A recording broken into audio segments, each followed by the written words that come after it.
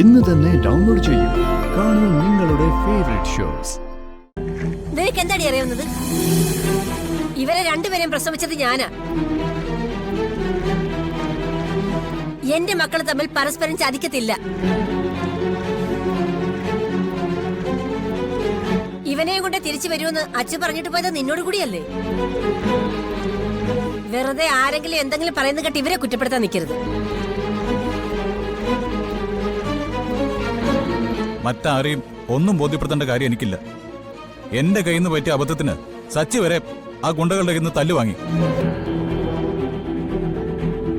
എന്നെയും ധനുഷിനെയും രക്ഷിക്കാൻ ശ്രമിക്കുന്നതിനിടയിൽ സച്ചിയെയും ആ ഗുണ്ടകളെ പിടിച്ചു കെട്ടി കൊല്ലാൻ നോക്കി. നീ ഇവിടെ ഇരുന്ന് കരഞ്ഞതല്ലേ ഉള്ളൂ. പക്ഷെ അച്ചു ചെയ്തത് അങ്ങനെയല്ല.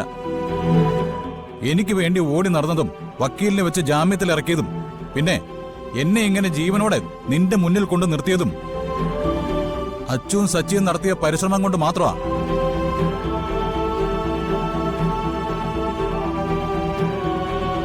മനസ്സിലാക്കാൻ പറ്റുമെങ്കിൽ നീ ഒന്ന് മനസ്സിലാക്ക്. ഇല്ലെങ്കിൽ മിണ്ടാതിരിക്കും.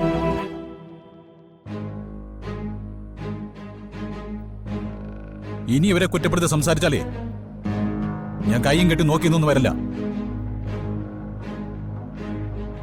കൂടപ്പിറപ്പിനെ രക്ഷിക്കാൻ അച്ഛൻ ഇത്രയെങ്കിലും ചെയ്തു. സ്വന്തം ഭർത്താവിനെ രക്ഷിക്കാൻ നീ എന്താണ് ചെയ്തത്? എന്തെങ്കിലും ചെയ്തോ? ഇവിടെ ഇരുന്ന് കരയാനും നിലവിളിക്കാനും എല്ലാവർക്കും പറ്റും.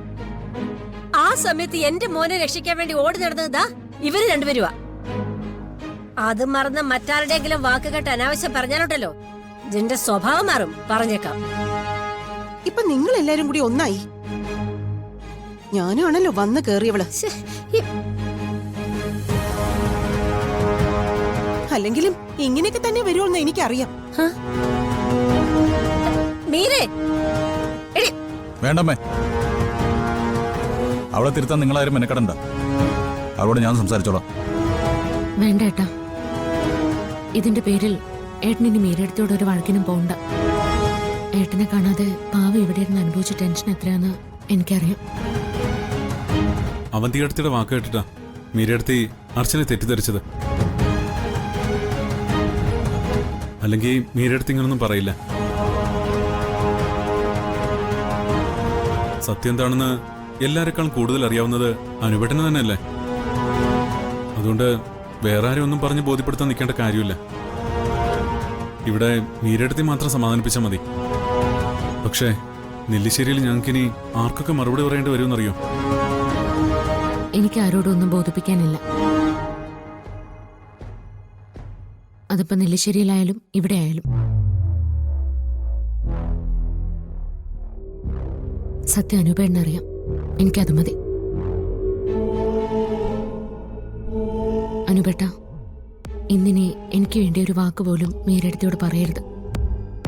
എല്ലാം ഒന്ന് ശാന്തമായി സമാധാനമായിട്ട് വരുമ്പോൾ മാത്രം എഴുത്തിയോട് സംഭവിച്ച കാര്യങ്ങൾ ഒന്ന് പറഞ്ഞ് മനസ്സിലാക്കിയാൽ മതി.